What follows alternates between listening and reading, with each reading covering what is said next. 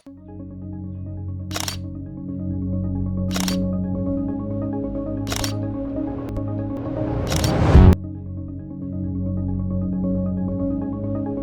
वालेकुम बच्चों, क्या हाल चाल है? सब ठीक हैं? उम्मीद करते हैं सब खैरियत से होंगे। चट्टा स्टडी हाउस के साथ मैं हूं आपका फिजिक्स टीचर मोहम्मद नदीम। आज से हमने अपना जो फिजिक्स इंटर सिलेबस है, हमारी जो एफएससी की फिजिक्स है, उसको प्रॉपरली स्टार्ट कर दिया है। उसका वेरी बेस्ट बेसिक जो फर्स्ट टॉपिक है फिजिक्स का, वो आज हम इंशाल्लाह कवर करेंगे कि फिजिक्स की बेसिक्स क्या है, फिजिक्स की डेफिनेशन क्या है, फिजिक्स को किस तरह से हमने पढ़ना है, क्या इसका स्कोप है, सारा कुछ हम इस लेक्चर में इंशाल्लाह डिस्कस करेंगे। तो सबसे पहले चैनल को सब्सक्राइब कर दें ताकि आने वाली तमाम वीडियोस आप तक पहुंच सकें, और वीडियोस को लाइक करना मत भूलिएगा। जी तो स्टार्ट करते हैं। सबसे पहले ये एक अजीब सी लैंग्वेज मैंने आप लोगों के सामने लिख दी है। ये को बता सकते हैं कि ये कौन सी लैंग्वेज है? उम्मीद है मुझे किसी को नहीं आता होगा कि ये कौन सी लैंग्वेज है, तो मैं इधर लिख देता हूं कि ये ग्रीक लैंग्वेज है। ये ग्रीक लैंग्वेज का एक वर्ड मैंने इधर लिख दिया है। इसको 15th सेंचुरी में बनाया गया था। ये 15th सेंचुरी में ये वाला वर्ड जो ये डिस्कवर हुआ था। इसका मकसद क्या है? पहले इसका मैं मीनिंग लिख दूं इंग्लिश में ताकि आप लोग कंफ्यूज ना हो, देखते जाएं कि ये क्या लिखा है। इसका जो इंग्लिश में मीनिंग है वो है नेचर। नेचर कहा जाता है कि जो फिजिक्स है वो फिजिक्स एक्चुअली इस वर्ड से डिराइव की गई है। ये जो वर्ड है, इस वर्ड से जो हमारी फिजिक्स है उसको डिराइव किया गया है। तो फिजिक्स वर्ड 15th सेंचुरी में इस ग्रीक वर्ड से डिराइव किया गया है और इसका मतलब है नेचर। तो इट मीन्स जो फिजिक्स है हमारी वो इंटर रिलेट कर रही है किसके साथ? नेचर के साथ। तो फिजिक्स का भी इनडायरेक्टली अगर मैं कहूँ मीनिंग आप देखना चाहें तो फिजिक्स का भी एक मीनिंग नेचर लिया जा सकता है। एक फिजिक्स का भी एक मीनिंग जो है वो नेचर होता है एक्चुअली। अब नेचर किस तरह से होता है? अगर मैं आप लोगों से क्वेश्चन पूछूं व्हाट इज फिजिक्स, तो ये बहुत बड़ा क्वेश्चन है। एक ऐसा क्वेश्चन है जिसका आंसर लामहदूद है, व्हाइट बोर्ड सारे भर जाएंगे, इनफाइनाइट टाइम्स ये तक ये चला जाएगा। व्हाट इज फिजिक्स का हमारा खत्म नहीं होगा। कैसे बताऊं मैं आप लोगों को ये फिजिक्स क्या है? ये पंखा है आप लोगों के सामने, पंखा घूम रहा है। क्यों घूमता है? फिजिक्स।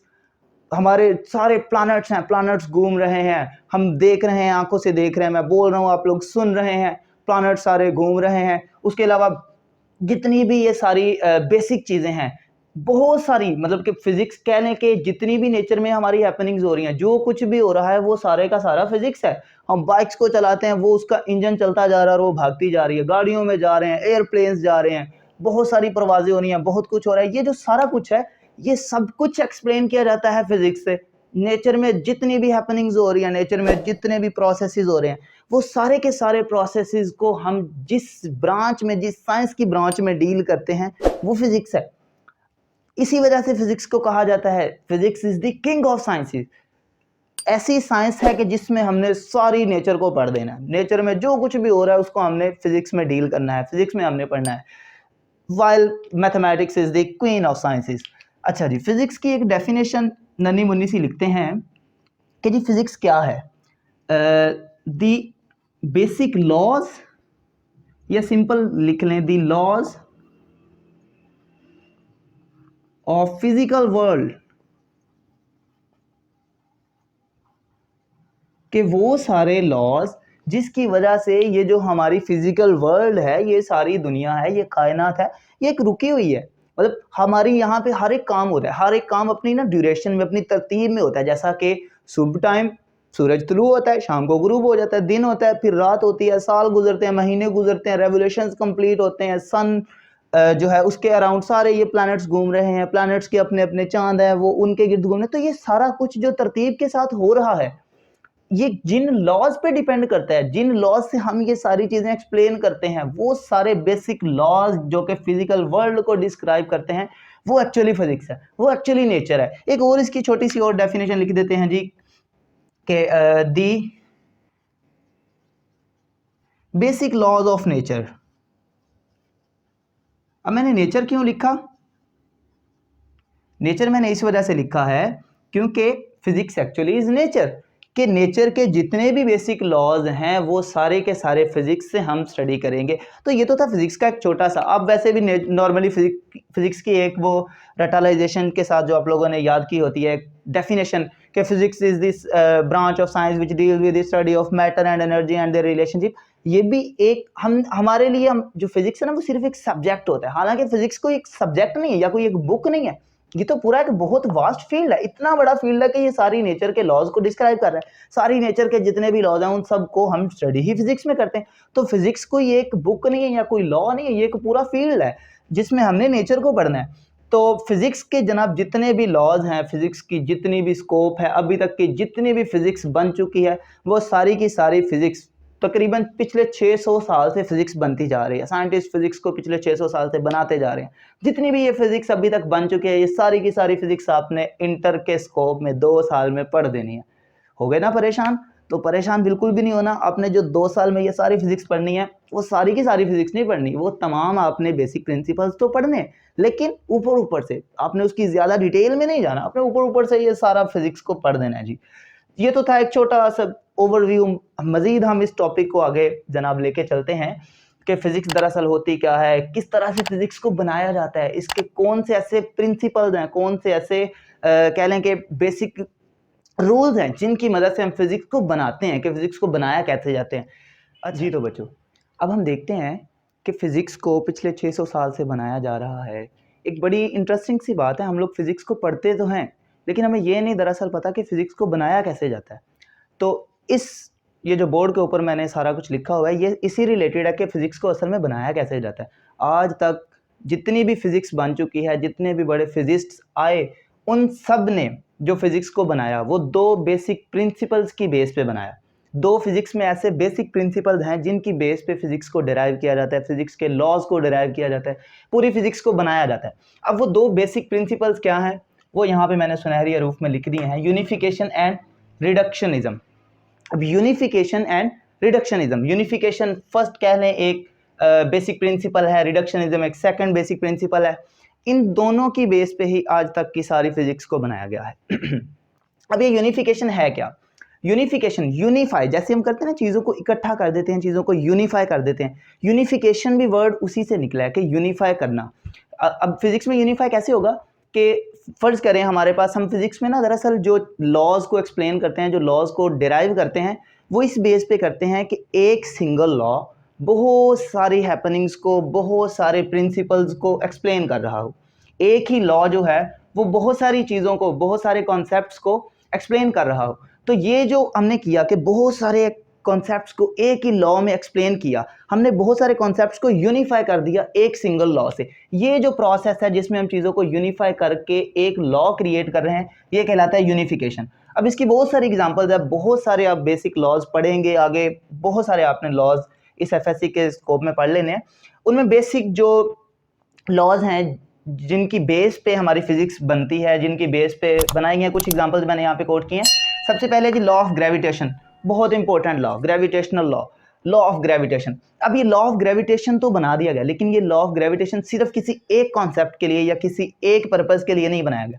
बहुत सारे ऐसे डिफरेंट कॉन्सेप्ट्स हैं जो कि सिर्फ इस एक सिंगल लॉ से हम एक्सप्लेन कर सकते हैं। जैसा कि एप्पल फॉलिंग, सबसे पहले जो न्यूटन साहब ने देखा कि जी एप्पल फॉल किया, तो उन्होंने उसकी जो रीज़न तलाश की, सबसे पहले जो उन्होंने लॉ बनाया वो लॉ ऑफ ग्रेविटेशन इसी से निकला था, एप्पल फॉलिंग। तो वहाँ पे ग्रेविटी आ गई थी, ग्रेविटेशनल लॉ इंट्रोड्यूस करवाया गया।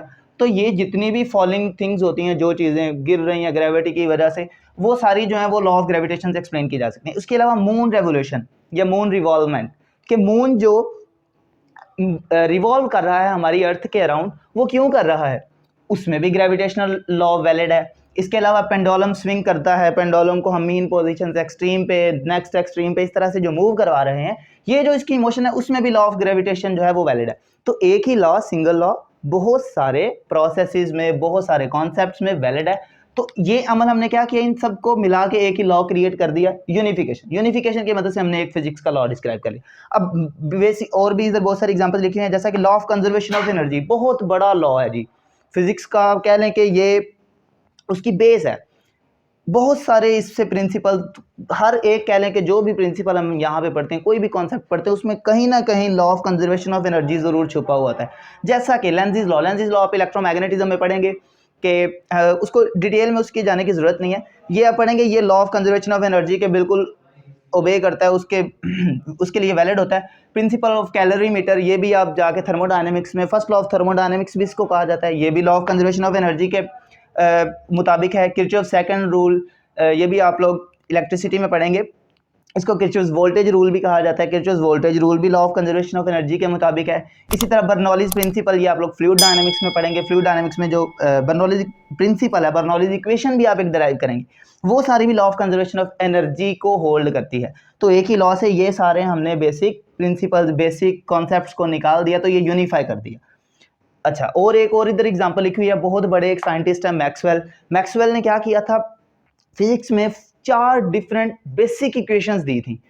अब उन इक्वेशंस की बेस पे बहुत सारे फिजिक्स के कॉन्सेप्ट्स को बनाया गया, बहुत सारी फिजिक्स को डिराइव किया गया, जिनमें फर्स्ट जो इक्वेशन है वो अगर आप फर्स्ट इक्वेशन को पढ़ लें तो जितनी भी आपकी इलेक्ट्रोस्टैटिक्स है, वो इलेक्ट्रोस्टैटिक्स की जो बेस है वो एक इक्वेशन पे कह लें कि डिपेंड कर रही है। मैक्सवेल की जो फर्स्ट इक्वेशन है वो इलेक्ट्रोस्टैटिक्स की बेस है। इसके अलावा उसकी जो सेकंड इक्वेशन है वो इलेक्ट्रोडायनामिक्स की बेस है। इसी तरह जो थर्ड है वो मैग्नेटिज्म की मैग्नेटिक इंडक्शन, ये भी आप लोग मैग्नेटिज्म में जाके पढ़ेंगे। ये थर्ड इक्वेशन जो मैक्सवेल की है वो इलेक्ट्रोमैग्नेटिज्म को एक्सप्लेन करती है। इसी तरह जो फोर्थ इसकी मैक्सवेल की इक्वेशन है वो इलेक्ट्रोमैग्नेटिक वेव्स में, ये वेव्स भी आप एफएससी के स्कोप में ही पढ़ेंगे, वेव्स को बहुत सारी इसकी टाइप्स भी आप पढ़ेंगे। अच्छा, बहरहाल बात करने का मकसद ये है कि ये जितनी भी टाइप्स हैं ये सारी मैक्सवेल की 4 इक्वेशंस से पढ़ी जा सकती हैं, ये सारी उसमें वैलिड है। इसी तरह law of conservation of energy in सारे कॉन्सेप्ट्स को यूनिफाई कर रहा है। लॉ ऑफ ग्रेविटेशन, इसके अलावा भी बहुत सारे और भी कॉन्सेप्ट्स हैं जिनको ये लॉज यूनिफाई करते हैं। तो ये तो था सारा यूनिफिकेशन, कि हम यूनिफिकेशन की मदद से किस तरह से फिजिक्स को बनाते हैं, किस तरह से फिजिक्स के लॉज को डिस्क्राइब करते हैं। तो आज तक जितनी फिजिक्स बनाई गई, जो सबसे ज़्यादा यूज़ किया जाने वाला प्रिंसिपल है वो यूनिफिकेशन है। दूसरा प्रिंसिपल है जी रिडक्शनिज्म। रिडक्शनिज्म को ज़्यादा डिटेल में हम नहीं पढ़ेंगे, उसका सिर्फ टच देख लेते हैं कि रिडक्शनिज्म दरअसल है क्या। रिडक्शनिज्म रिडक्शन से निकला। रिडक्शन होता है चीज़ों को रिड्यूस करना। अब रिड्यूस कैसे किया जाता है? फर्ज करें मैं कहता हूँ मेरे पास कोई एक हैपनिंग है, कोई एक बहुत बड़ा काम हो रहा है, तो उसको मैं एक ही इंस्टेंट में नहीं देख सकता। लेट्स सपोज एग्जांपल देखते हैं, जैसा कि फर्ज करें मैं कहता हूँ मेरे पास एक गन है जी, गन से मैंने बुलेट को फायर किया, बुलेट जाके किसी एक वुडन बॉक्स को लगी, वुडन बॉक्स आगे चला गया, जाके पेंडुलम को टकराया। लेट्स सपोज पेंडुलम आगे मूव करने लग गया जी, एक्सट्रीम मीन पोजीशन पे पेंडुलम मूव करने लगे। अब मैं आपसे कहता हूँ ये जो पेंडुलम का टाइम पीरियड है या पेंडुलम का एम्पलीट्यूड है, इसको फाइंड करें, तो ये बहुत मुश्किल है, बल्कि कहने के टफ है, इम्पॉसिबल है। हम इसको एक ही इंस्टेंट में एक ही तरह से इसको नहीं देख सकते।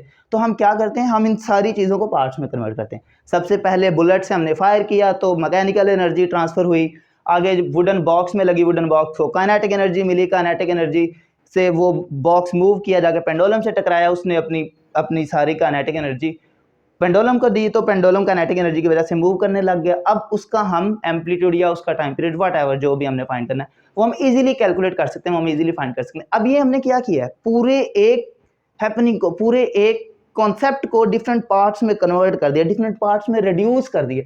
ये जो प्रिंसिपल है जिसकी मदद से हमने पार्ट्स में कन्वर्ट किया, ये कहलाता है रिडक्शनिज्म। रिडक्शनिज्म से भी हमने फिजिक्स को बनाया है, और यूनिफिकेशन, मोस्टली जो लॉज हैं वो हमारे यूनिफिकेशन से डिराइव किए गए हैं। तो इस तरह से आज तक की जितनी भी फिजिक्स है वो इन 2 बेसिक प्रिंसिपल्स से हमने बनाई है, यूनिफिकेशन और रिडक्शनिज्म। आगे इसका फिजिक्स का स्कोप क्या है वो हम देखते हैं जी। तो बच्चों, ये था हमारा आज का टॉपिक से रिलेटेड कोई भी क्वेश्चन हो, कोई भी आपको कंफ्यूजन हो, तो आप कमेंट सेक्शन में आसानी से पूछ सकते हैं, आप लोगों को रिप्लाई किया जाएगा, रिस्पॉन्स किया जाएगा। इसके अलावा कोई भी आप लोगों को फिजिक्स से रिलेटेड कोई भी अदर कॉन्सेप्ट हो, टॉपिक से रिलेटेड ना भी हो, कोई और कॉन्सेप्ट हो, तो वो भी आप इजीली पूछ सकते हैं। दुआओं में याद रखिएगा। खुदा हाफिज़।